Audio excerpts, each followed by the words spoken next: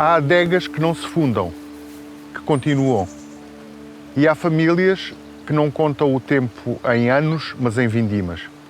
Aqui na Bairrada há um produtor para quem a vinha é memória e o tempo é matéria viva.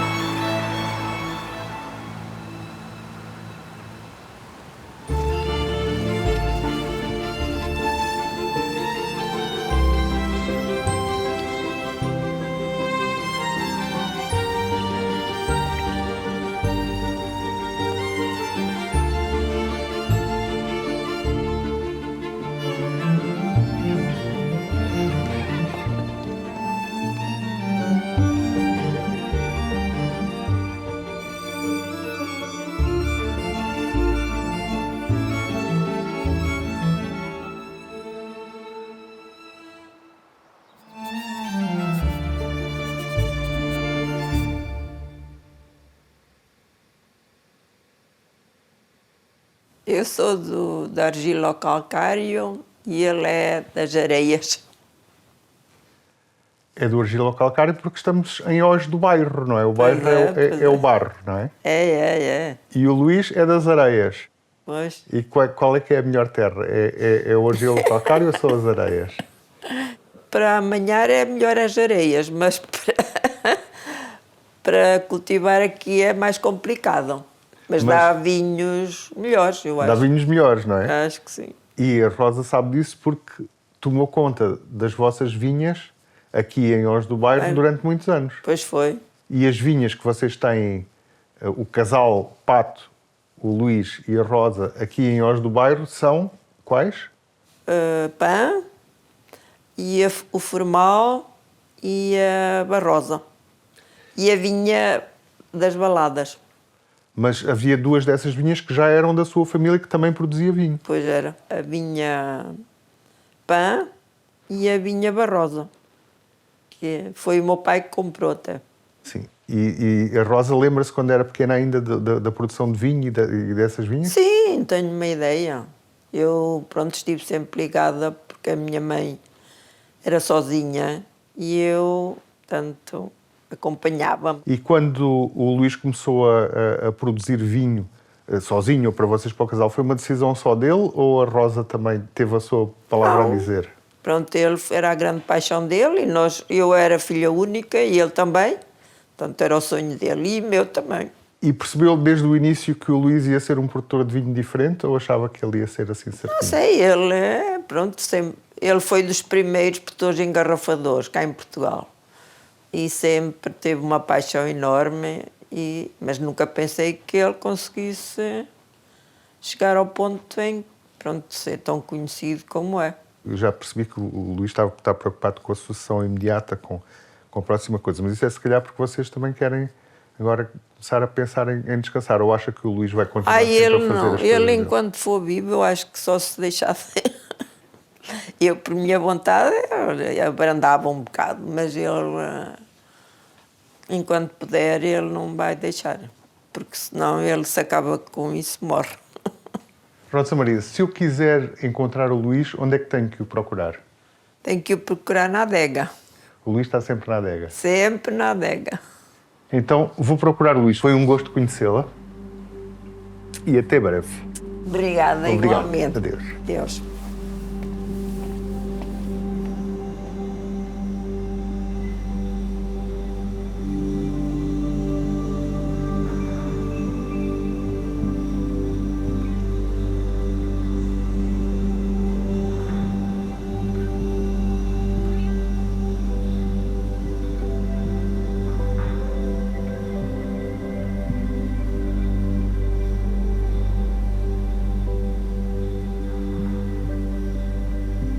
Oh, Luís, eu estava aqui a tentar perceber a cronologia dos vossos vinhos, mas não estou aqui a encontrar o primeiro. Qual é que foi o primeiro vinho?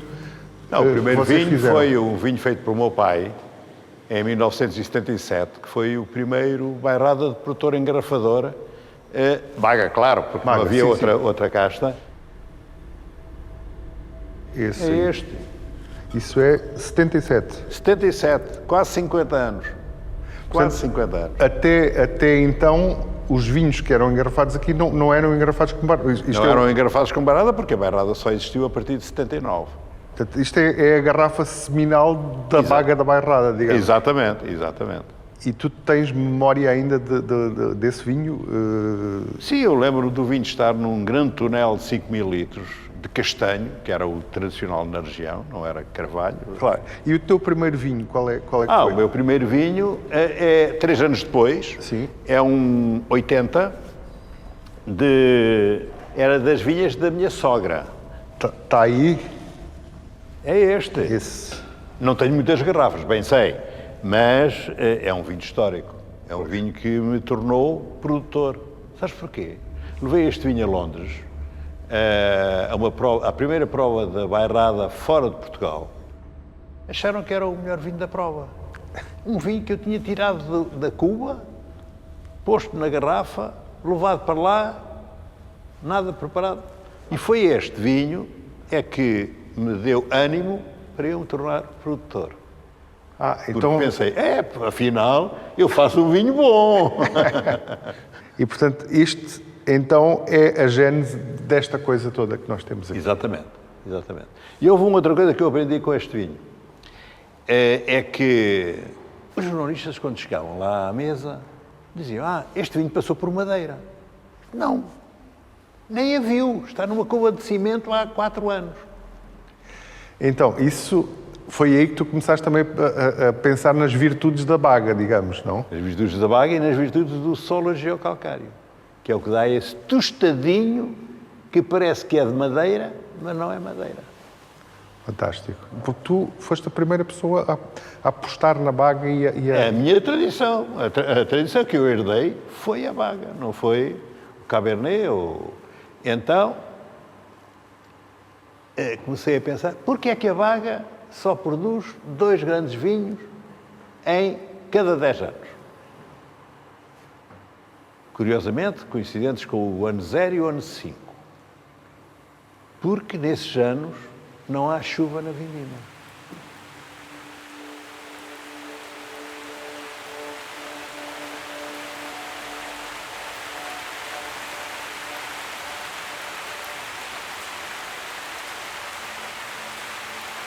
Inovar, às vezes, é perceber melhor o que já existe. Muito bem. É a zona de trabalho. Malceiros, torneios, pipas. Eu nunca usei barricas porque o meu patrão não me dá dinheiro para as barricas.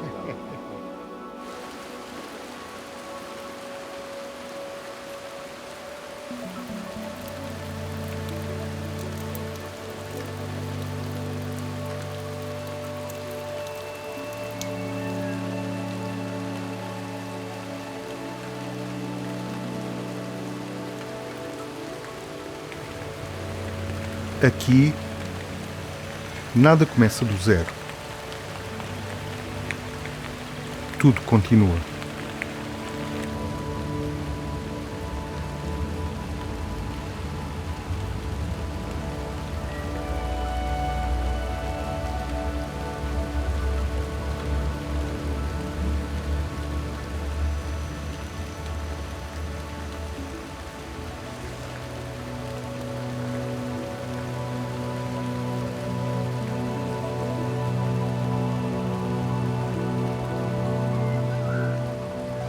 Luís, isto é a parte mais antiga da tua adega. É parte do meu pai. É parte do... Parte do meu pai. É a evolução do meu pai dos lagares para as cubas argelinas, cubas de fermentação argelina. Enquanto nos lagares era preciso pessoal para estar a pisar a uva, a pôr a manta dentro do líquido em fermentação, aqui não. Aqui era tudo mais fácil, era automático. Faziam remontagens com a pressão com a própria pressão da fermentação. Portanto, era até um método mais natural, digamos.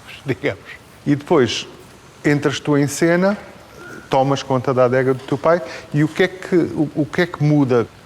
Muda, sobretudo, o meu gosto. Isto é, eu quis fazer o vinho ao meu gosto.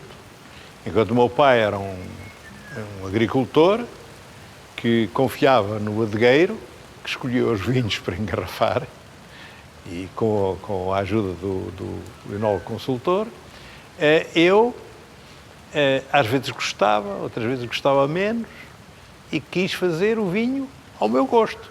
Só que o meu gosto, fazer o meu vinho ao meu gosto, não é tão fácil assim. Foi preciso tempo para cá chegar. Só ao fim de 40 anos é que eu lá cheguei. Ou seja, foi um processo de desenvolvimento, de aprendizagem. Porque o meu problema era como é que eu faço a baga para ser do agrado de toda a gente. Porque para ser do agrado de toda a gente, primeiro tinha que ser do meu agrado. Claro. E para ser do meu agrado, eu tive que trabalhar muito, porque era uma casta difícil em termos da imagem que tinha, dos vinhos que eram, e eu sempre experimentei, afinei, tentei afinar, experimentando este ano, fazendo melhor o ano seguinte, no ano seguinte ainda melhor, no ano seguinte ainda melhor, porque ia aplicando os conhecimentos que eu ia do ano anterior. E estavas-te a marimbar para a opinião dos outros porque estavas a fazer uma coisa que era quase disruptiva em relação ao trabalho da casta, não é? Nunca, estive sempre marimbado. Essa é a palavra certa para os vizinhos. Sempre fui criticado na zona, haja Deus, porque se não fosse criticado estava normalizado. Sim. Aliás, eu digo isso às minhas filhas. Digo, quando nós não formos criticados, já estamos mal, já estamos normalizados. Porque tu ficaste com um rótulo de rebeldia quase da coisa. Com muito orgulho. Foi com a baga, mas depois continuaste a ser rebelde Sempre e a rebelde. inovar e a fazer coisas diferentes. Foi aqui, na adega velha, que começaram as primeiras experiências. E foi aqui que algo mudou. A partir desta adega, um gesto simples tornou-se ruptura. Então, depois, a tua segunda rebeldia, depois da baga, qual é a segunda rebeldia? A minha segunda rebeldia foi comprar uma vinha para fazer um vinho branco, quando o vinho era tinto. Sim. Em Ois do Bairro, que é a terra para onde a minha mulher me levou, e eu comprei a vinha para provar que ele tinha razão ou não. E daí nasceu o vinha formal. E agora, o vinha formal, eu fermento, em vez de fermentar em carvalho, como fermentava no início, fermento em castanho, porque o castanho não interfere em termos aromáticos no vinho.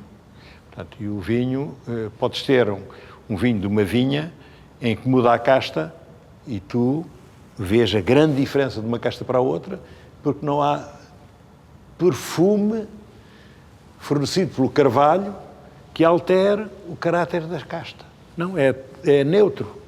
Depois tem uma outra parte técnica, que é o castanho é mais poroso, então permite uma permuta de oxigênio maior durante a fermentação. Uma microoxigenação mais ativa. Microoxigenação mais forte, que faz com que o vinho fique mais adaptado ao oxigênio, isto é, resista mais durante o envelhecimento à oxidação. Mas depois tens aqui, porque tu és rebelde, mas também és engenhocas, tens ali uma coisa em cima que serve para... Sim, porque isto, o problema de controlar a temperatura dentro das pipas é terrível, porque as pipas, a madeira é isolante.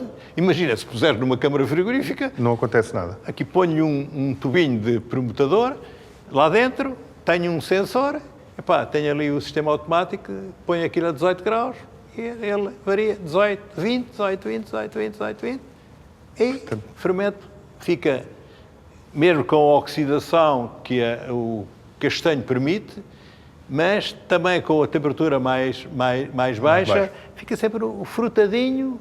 Que é também uma assinatura, porque é uma espécie de um fio condutor destes teus vinhos brancos. Exatamente. Que são elegantes, mas que são gulosos ao mesmo tempo, não é? Sim. Então consegues refinar ainda mais, porque aqui tens as tuas joias da coroa em termos de As minhas branco. joias da coroa em termos de branco, exatamente.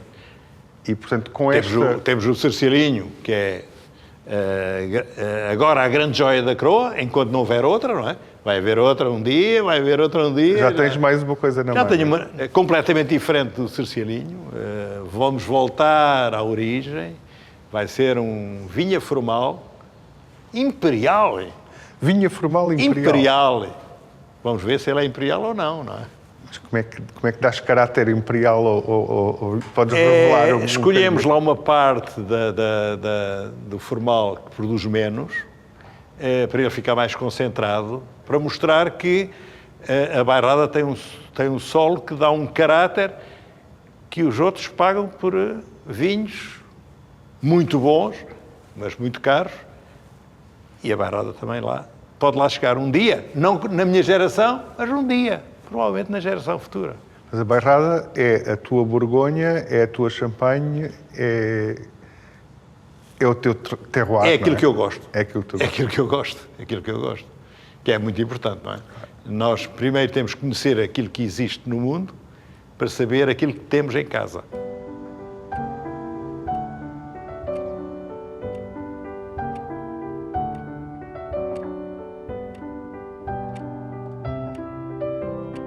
O tempo é também um acumular de experiências.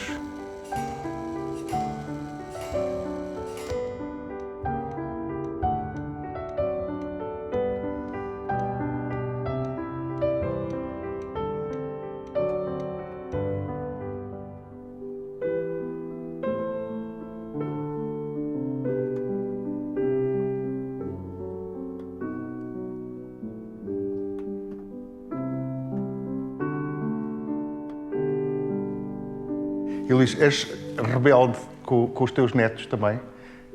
Não, eu tento que os meus netos se lembrem do avô. E por isso é que fiz os vinhos para cada neto, não é?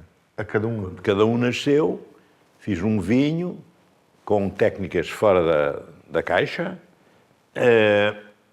para que, com possibilidade de se guardar pelo menos 18 anos, Para eles poderem talvez beber. 20 anos, talvez mais 20 anos, para eles poderem beber quando forem autorizados oficialmente a beber e se lembrarem do avô.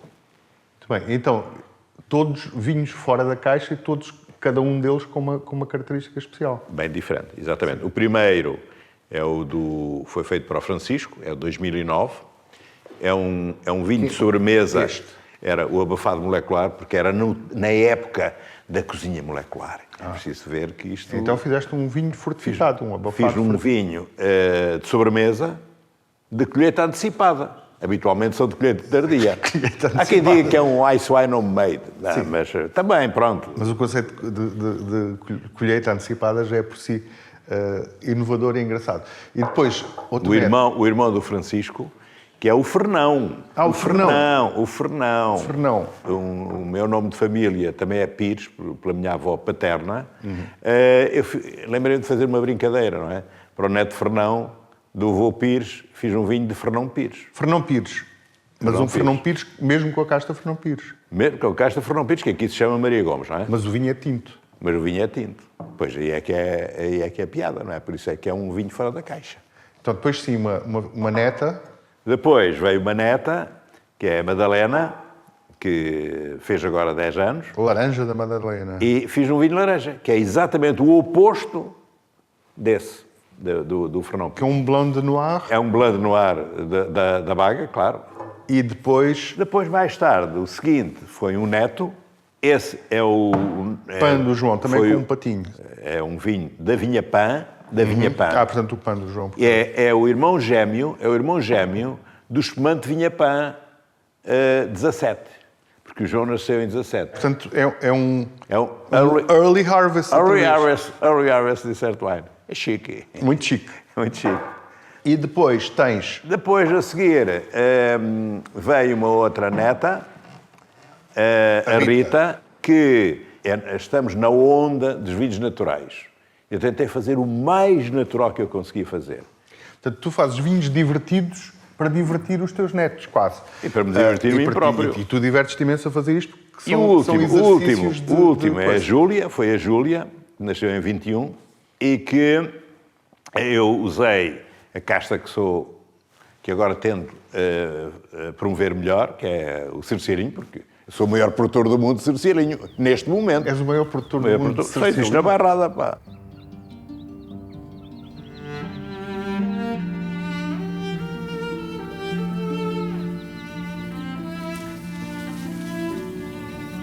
Porque é uma casta difícil, é uma casta, imagina, é uma casta que é uma vantagem fantástica para este tipo de espumante. Porquê? Porque eu consigo atingir 13,5 graus de álcool provável e ao mesmo tempo ter 11,5 de acidez. É uma coisa fantástica. Isto é meu testemunho para o futuro, para quem vem na geração, não na próxima geração, mas na geração a seguir à próxima geração.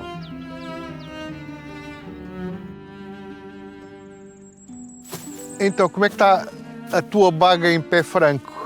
Epá, cada vez produz menos, pá. Ela que já produz pouco, agora ele está a produzir menos, pá. É a idade, é a idade.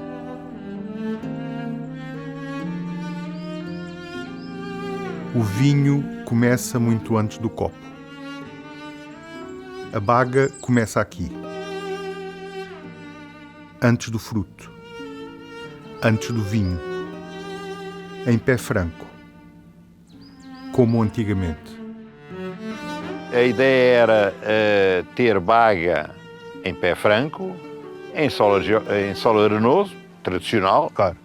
para evitar a filoxera, e em solo argiocalcário, onde dura 15 anos e não é mau. Dura 15 anos? 15 anos. Não dura mais do que 15 Não anos? dura mais de 15 anos. No meu caso, há exceções, certamente, mas no meu caso não dura mais de 15 anos. Só para te dar uma ideia, eu neste aqui tenho que usar pipos de carvalho novo. No outro, não posso usar pipo de carvalho novo. Aqui dá vinhos mais tânicos ao estilo de Bordeaux. Lá dá vinhos menos tânicos ao estilo da Borgonha. Pá. Imagina, pá, tão perto e temos aqui a França toda. Portanto, isto é, para ti Sem copiar a França, sem copiar a França e com baga. E com baga, a casta que tu acarinhas e que acabaste por fechar o círculo. Ou seja, tu fizeste tudo o que se pode fazer com a baga. Ou seja, não sei se ainda fiz tudo, não sei. Um dia. Ainda estás com ideias de continuar a explorar o potencial da baga. baga. Me lembro de alguma coisa nova que nunca me lembrei antes, não é?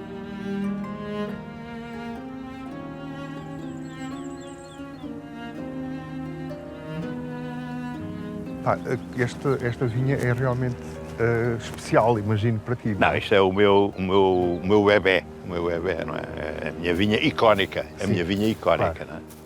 Ao fim de 40 anos, eu realizei o meu sonho, que era transformar a baga numa casta de qualidade mundial. Fizeste o teu papel de divulgador e de difusor da casta. Da baga, exatamente. Que tanto gostas. Durante todos os anos, durante muitos anos. Durante muitos muitos anos.